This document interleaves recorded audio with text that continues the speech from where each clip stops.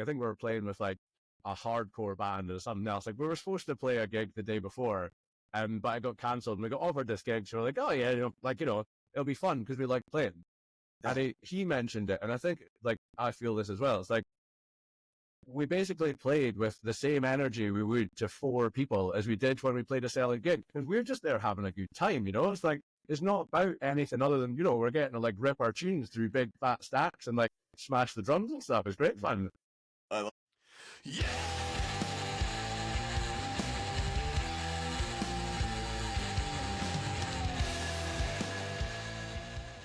Hey, you guys, this is Patrick Brooks from the Heavy Underground Farm Report. I don't know what the hell I'm doing with my arms. I'm just up so early. I don't even know what I'm doing with my body yet, man. I'm still absorbing the coffee. Hey, I'm super stoked. I've got the Kryss Talmeth Experience with me today. Hey, guys, thanks for joining me from Edinburgh, Scotland. It's insane.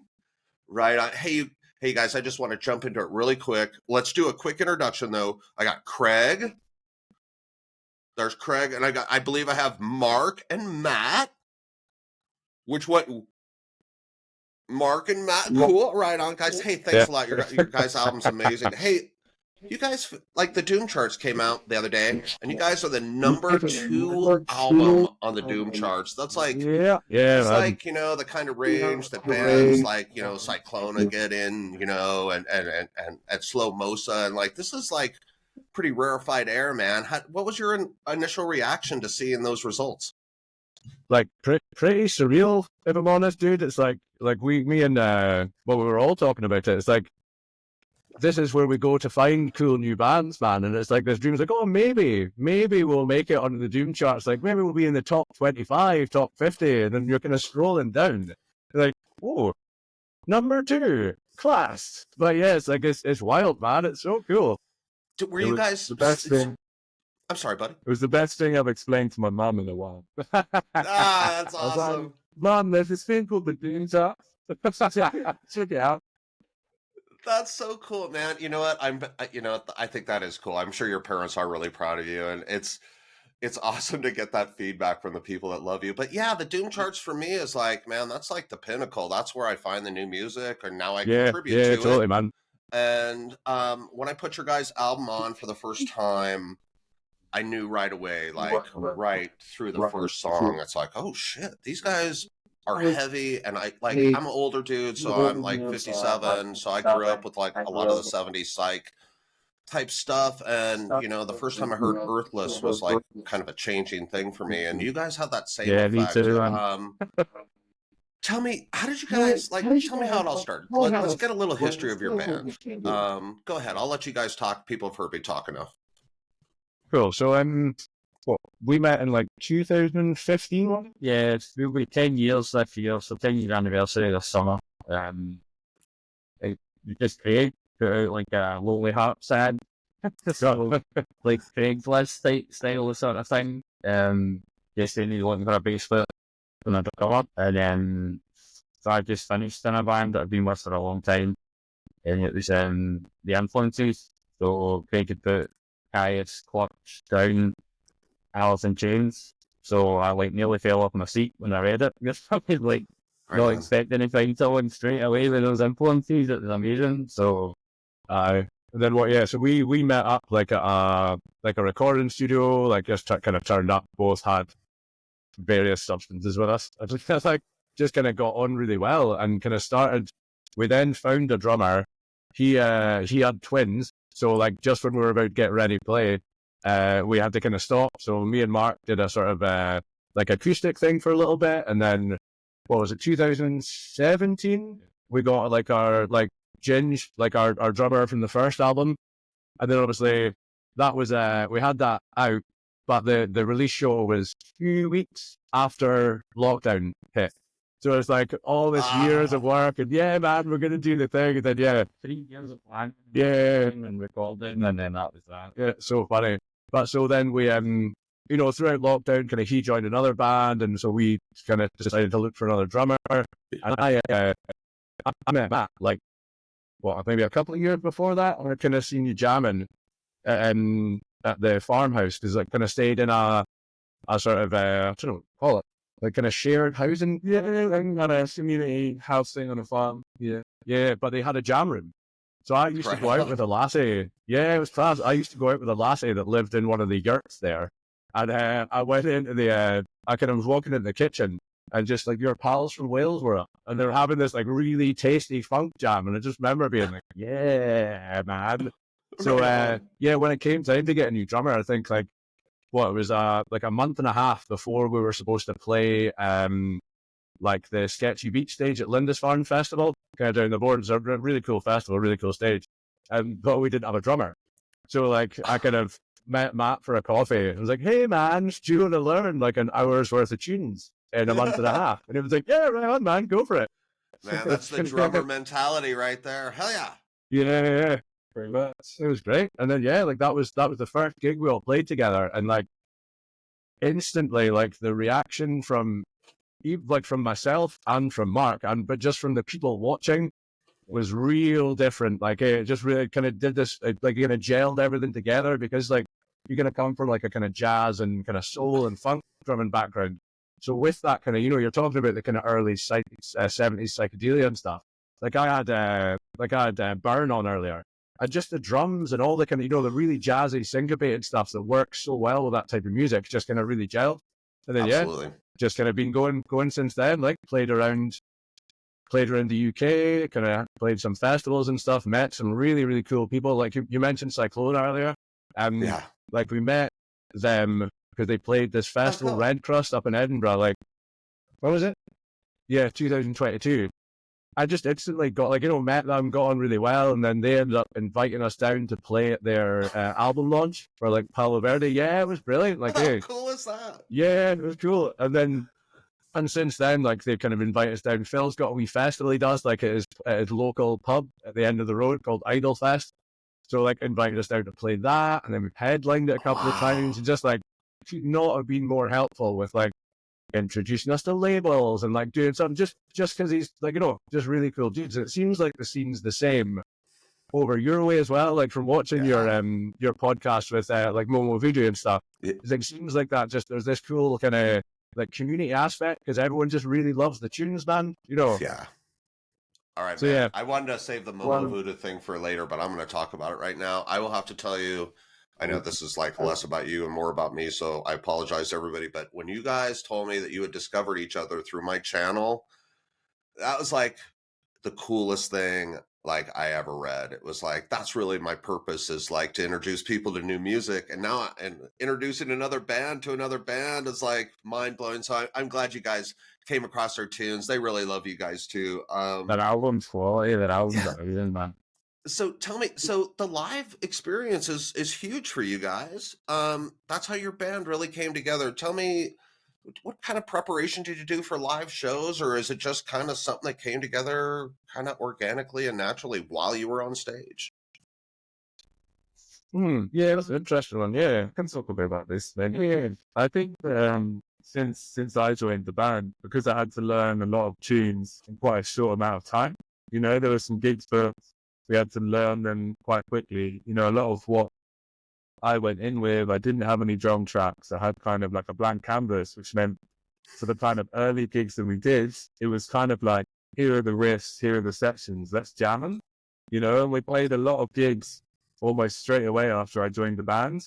So for those kind of early gigs, it felt like we were kind of like a jam band with some tunes, if that makes sense. So for that kind of third, with a jazz element, because you come from a jazz background, right? Yeah, so we were definitely like jamming through a lot of the tunes in quite a fun way, which let us, I think, it means that when we suddenly started doing regular gigs, which we did quite quickly, we just felt really comfy on stage to like jam and play around and go with the energy, So if that meant like, it's a smaller gig and everyone's kind of like in a slow vibe, we could mellow it out a little bit, or if everyone's up for it and everyone's kicking, then, the speed will go up a little bit, or like, so I think that kind of live thing worked really well for us at the beginning, just because of the format, like jumping into gigs quite quickly after I joined, and then, also helped with like a lot of the writing, like from the tunes, because obviously we, like a few of the tunes what we'd written before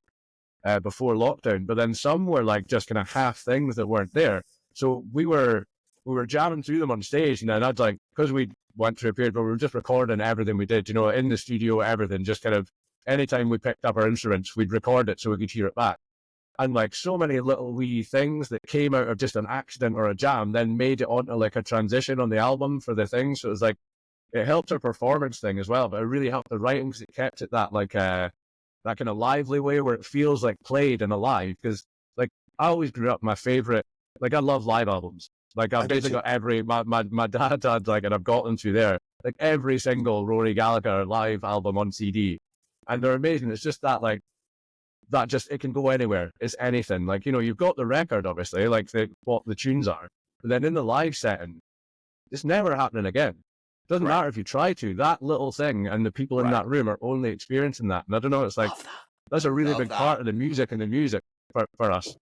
Well, you guys, I mean, you guys basically answered my next question. I wanted to talk about how that live transitioned into the studio. So thanks for just moving right into there. Like, I'll tell you, when I put on the album, you get a real live feel from it. It sounds very spontaneous and organic. You guys, like what I said earlier, when it put you on, you guys really sent me back to like a late 60s, 70s, you know, power trio. Like, I love that. I love Cream and bands like that. But you guys don't really sound like anybody. You know, that was the really unique thing I found about your band. You guys sound like a genre, but you don't sound like anybody. So tell me, you'd mentioned Rory Gallagher. Who are your other influences? You know, I mean, you're from your name, I expect a little Jimi Hendrix, perhaps, but who else is really influential to you?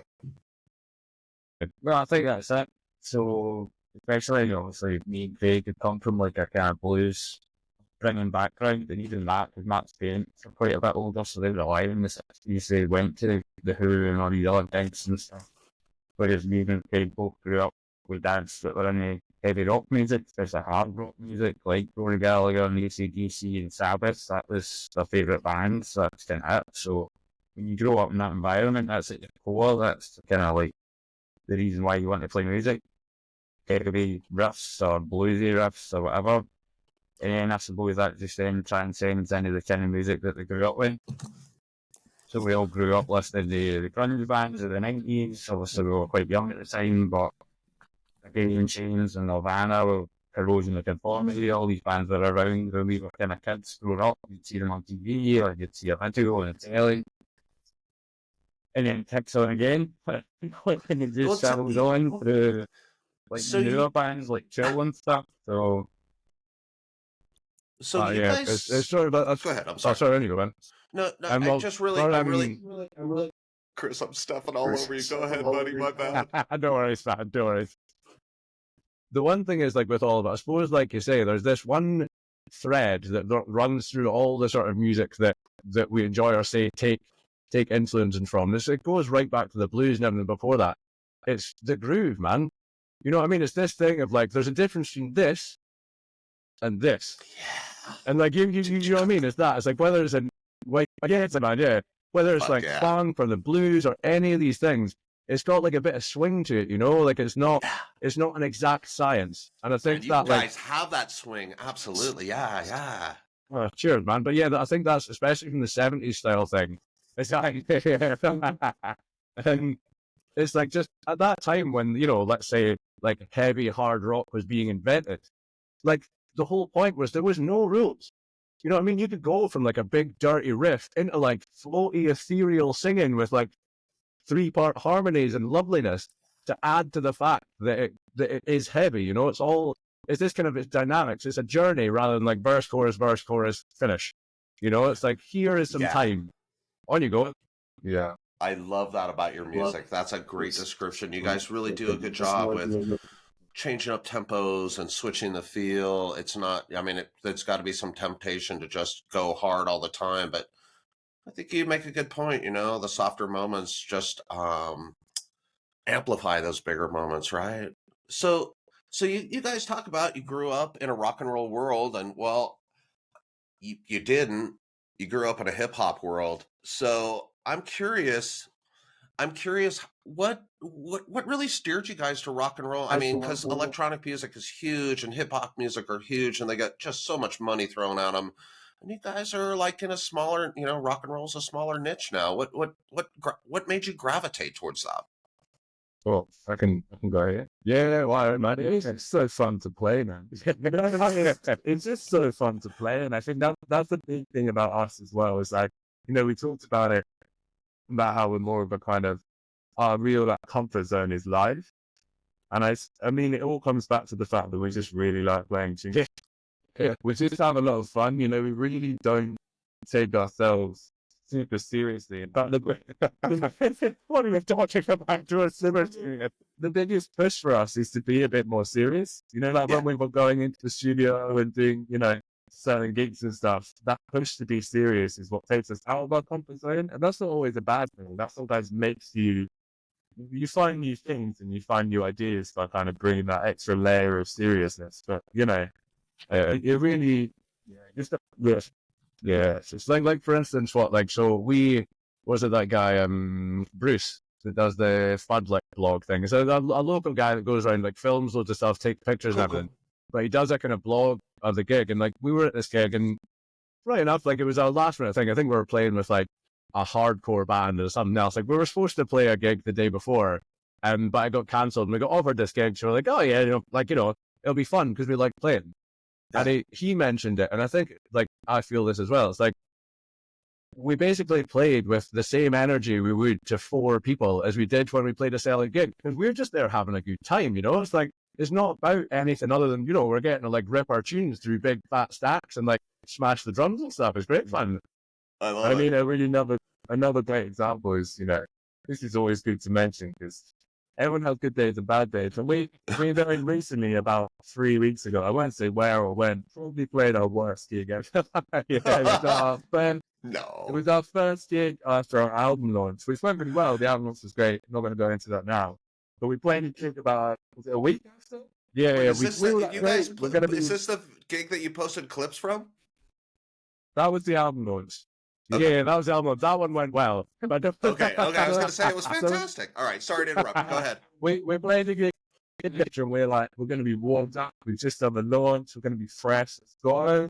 And it's probably the worst gig we've ever done. It's just because we were just all falling over each other all the whole time. But that's the thing. Even when it was not a good gig. No, for us, I was saying. And we were just laughing, man. We were just having fun and laughing at each other on stage. But at the end, that's what comes, is that everyone there was, what can again, man? You're such a fantastic time. Really? I bet everybody there absolutely fucking loved it too. Yeah, well, that's the thing is, because the thing someone said, it's like, well, it's the vibe, man. Because, like, we're not going, oh, fuck, I made a mistake. We're like, it's like, I'm just kind of still, like, not getting taken over by it and still just, it's part of the thing.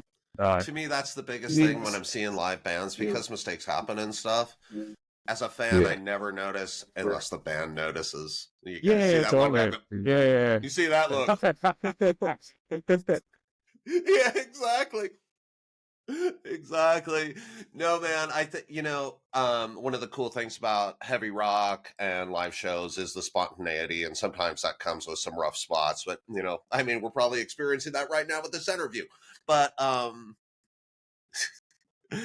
no, guys,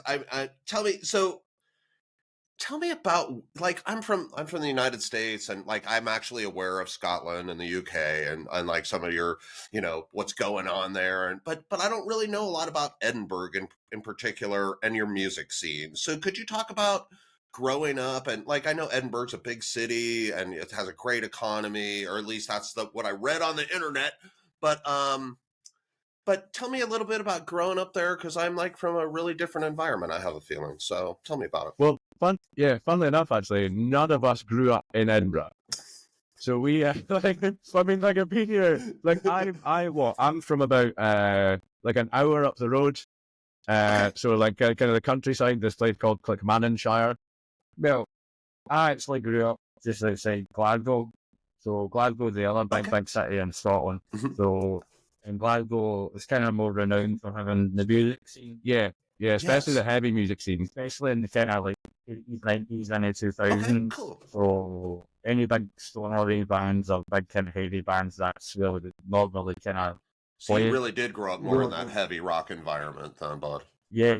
It's Spiderland is a really famous venue in Glasgow. It's like acts all around the world love playing there. David Bowie's played there, all these other people. So that's kind of the venue. So Queen of the Stone Age, Mastodon, Red Fang, they all played there in the last kind of 10, 15 years. So Hell yeah. seems so great band. But then there's been a bit of transition. So there's a promoter in Edinburgh who we work with. So he kind of does like all the sort of stuff we're in. Okay. So he puts on everything from Atomic Bitchwax to Nebula. He does all day events, so he does like maybe 2 or 3 American touring bands, and he'll do his festival where there's like 6 or 7 American touring bands. So that's been the last 10, sort of 15 years. It's really, really blew up in that time. So right on, yeah, Mark. it's just this guy's kind of that sounds like championed it. growing up in Denver. Seriously, bud. That's what I was exposed to. That doesn't sound very much different. But Matt, what about you, bud? Where'd you grow up?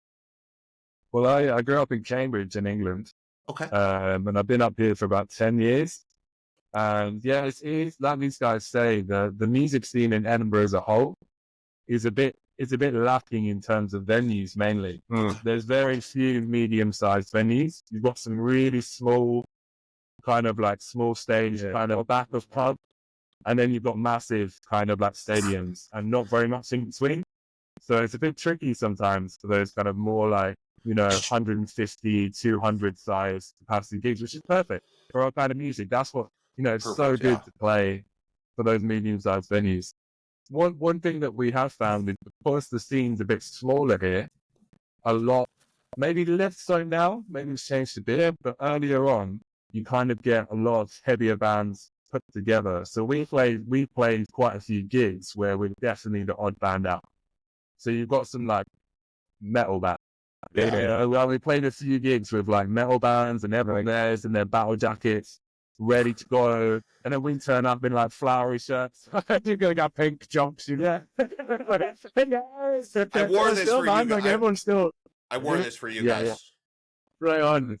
I thought you guys could use a little tie dye. And everyone seems to enjoy it. Well, that's it. It often takes people by surprise, because you don't get many folk dancing at metal gigs.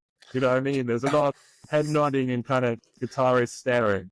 The guitarist staring at the guitarist? That vibe? Yeah. Like you can look around the room, how many people are staring at the fretboards?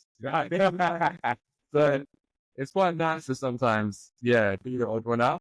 But more and more, we're seeing more and more kind of stonery, doing that.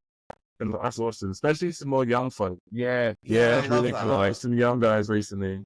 Yeah, and they're killing it. Like they're doing really, really well. Because as Mark was saying, and Matt was saying at the start, when we started doing gigs, because like through in Glasgow is generally where you'd find your kind of stoner doom scene. Like when we started, there was just like, it was us. So it was like us, then 2 grindcore bands playing, or like us, then 2 hardcore bands playing and stuff. So it was kind of difficult to get in the thing. But then, as you were saying, the scene's kind of is building up, I think, as well. I mean, in no small part to Duncan putting on those festivals, like that's again how we met Phil, and again like Ryan and Phil and Morgan and all that from High Desert Queen, met them there as well. That's great. And like just like again, super cool band again, and like really really cool. So he put on this fest, and it was just kind of again, it wasn't like a just stoner day or a thing. It was like a kind of big variety of like the heavy scene. But what was really cool then is like, because Edinburgh is it's a city, but it's quite a small city. But so for me, it's too small for there to be loads of separate music scenes. So like, and even having separate heavy scenes, that was crazy. So you'd have like, thrash guys wouldn't talk to doom guys and this and that. And then this guy put this festival on, and then we all just got rubbered in a room for 3 days and listened to each other's tunes. And then now everyone's friends. That's awesome. It's really cool. It's really cool. So now there's that's the coolest. So do you think I think yeah. Well, anyway. No, I feel like this kind of music that you guys are playing, and a lot of the psyche stoner rock is really. I mean, I know it's not brand new, but it does seem like there's a movement towards it. And you guys, that's cool to hear that you guys are seeing younger kids at your show.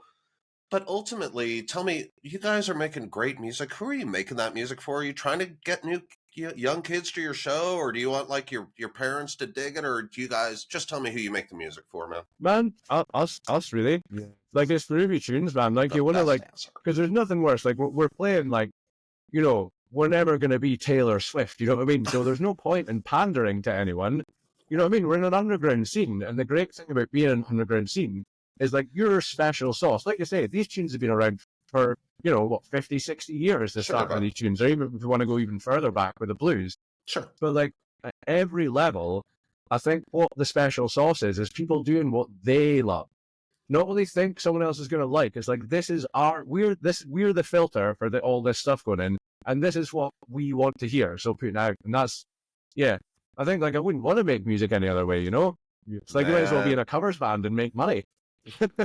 Greg, I think you really nailed it there, bud. I think that's, when I look across the music I listen to, the heavy underground or stoner rock, they don't really mean anything, but except exactly there's that feel that you just talked about, and all the bands that I listen to is that they have a great deal of love for what they're doing, and no one's doing it for a commercial reason or commercial success, although I hope you achieve that. That would be fantastic. I mean, it's like, but do you guys, like, do you aspire would you like to see the scene get huge and you guys are rock stars and you get to fly around in planes, or do you like it how it is now, or do you want something kind of in the middle? I think we did, like, when we were recording the album, we were really fortunate. We did a video of itself, so you can see it on YouTube. So there's 3 10-minute videos of us making the album. And we were doing the interviews on that. I said to the guy that was doing the interview, I think one of the most important things for me, for like our scene, is it is underground, it is low level. Like, everything used to be word of mouth when it was first kind of blowing up on the scene and stuff. And some of the Doom charts or Obelisk or all these people that kind of started it online, they're still going 20 years later. And it is getting bigger, and it is spreading, and it is getting further out there, and there's a lot more scene in America now as well. That kind of wasn't the case sort of 15 years ago maybe.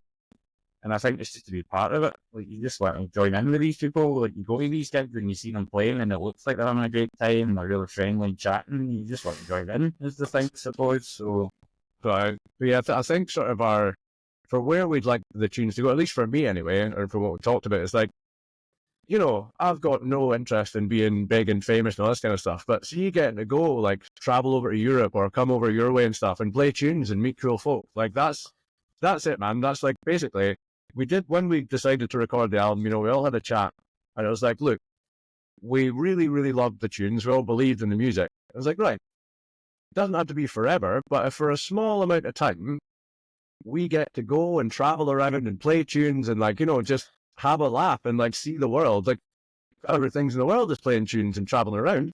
So if we get to do that, grand. I'll be happy forever. That's that is so awesome. I love to hear that. I love to hear, you guys are so down to earth, man. Tell me, all right, I got some selfish questions coming up here. Do you guys have any plans to come to the United States? I mean, all right, I'm just going to throw this out here. I would love to see you guys at a show like Ripple Fest, Texas. I don't know, like, yeah, I would love. We'd like to see ourselves at a show like Ripple Fest, Texas, Ryan, too. I would love to see that. I know they're announcing bands today. It would be sure cool if you guys were part of that. But man, do you have any plans to come over here, man? People want to see you. Yeah, I mean, we'd love to. Yeah, the good thing is, like, I've got quite a lot of pals, like on the West Coast anyway, and my brothers move in, I think, like Easter time to, like, Tennessee, Cool. So to Nashville, sorry. So, like, I'm gonna have, Nice. I'll be able to go and see him, and, like, again, we were chatting to Mark from the Momo Voodoo, and he's basically said, like, if you guys want to come over, like, we'll help you out all we can. So, like, it's basically just logistics, man. Like, I think, like you were saying, it's the same with getting out into Europe. Like, and I think he was talking about this when he was on your show too. Like, you want to get, like, if you have, like, a toehold and, like, a festival class, right? You can then build everything around that, because you then have everywhere else. Like, hey guys, we're going to be, in Texas or Colorado or wherever, you know what I mean? And be like, do you want us to do your show? So then you kind of got to think, it was actually Ryan that told me that. So when I was chatting to him, I was like, that's what they did when they came over here. They had, like, they, took the gig at Red Cross Festival, And then I think it was Phil from Psychlona and some other dudes just helped them plan a tour around the UK. And then it kind of meant, because they were already over here, they could plan the thing. So like, yeah, man. Yeah, they've come back since. Yeah. So, I mean, like, if we can get over, man, and we can do it, then 100% we'd love to come over and play. Man, well, cool. Well, I would also love to come over there and see you guys play in some festivals. So we'll see if we can get the heavy underground and get worldwide here. The Farm Report travels or something, man. Hey, you guys. Do you guys have like anybody you want to shout out to or thank or just, you know, say hi to your moms or whatever, you know, man? We'll wrap this up in a couple of minutes. I know your mom. You better say hi to your mom. Yeah, hi, Mom. Right. No, firstly, like Phil Hay from Psychlona, honestly, I cannot tell you how much help that dude gave me. Like I when we recorded, like sent him a message and was like, hey man, you're like doing the thing, you know, you're going off and you're playing in America and you're playing in Europe. Like, how do we get there? And he just sent me this huge, long, like essay on all the things to do. And then when you're ready, and then like literally introduced me to Todd from Ripple. Like anytime we were sending our tunes to labels, he was like, tell me when you're going to do it and I'll message them and let them know. And then, you know, even like, I'm then having like back and forth conversations with the heads of these labels as to like maybe why it wasn't successful or this and that, and then kind of fine tuning it. So like, yeah, like that. Told them like they're down the place in town in the last 2 years. Yeah, he invited us to the album launch. It was incredible. We invited and he's invited us down to this festival twice and to headline it. So they do all that for us as well. Yeah, so many capacities. Like, yeah, good dude. I think we should shout out some local bands and us. Yeah, and first of all, I want to say like cheer to my pal Bailey as well, because again, he is another sort of Phil type dude. I remember must have been like a year before we were doing the recording. We had these things called the stump chats. It's like there's this like tree stump in the park next to where AC was staying. Yeah, we just go there and grab a coffee and like kind of like plan the war of getting to here, basically.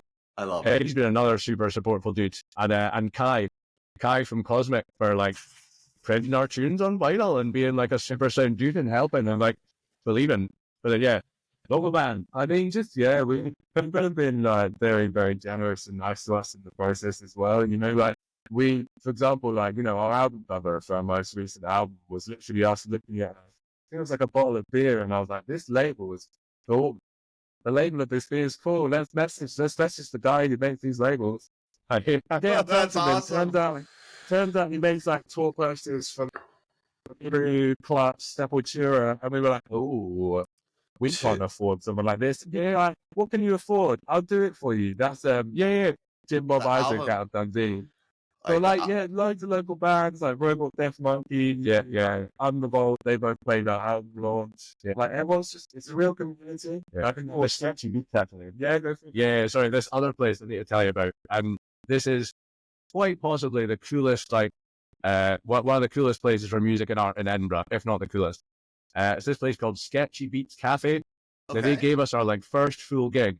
And like when the We Italian lassie that opened it started it was like hot edge of Down by the Docks this little bit.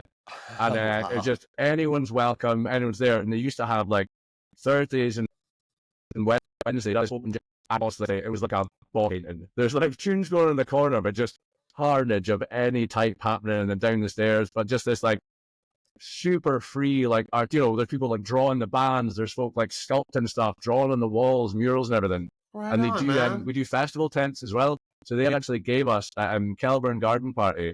They gave us their tent for 5 hours. So we did like a 2-hour set, and then had like I think we ended up doing 5.5 hours. I was 3.5 hours of jams. Like one of my friends brought a horn section from his funk band and stuff. It was wild. Oh my god! Did they record that? Yeah. There's some recordings of it. But yeah, so like, and they're just so helpful and friendly at doing and so welcoming. So it's like this really class community for just art and music. And it doesn't matter who you are or what you do, like you're totally welcome there for artistic. So yeah, right on them. And if you want to give them money, they're a charity.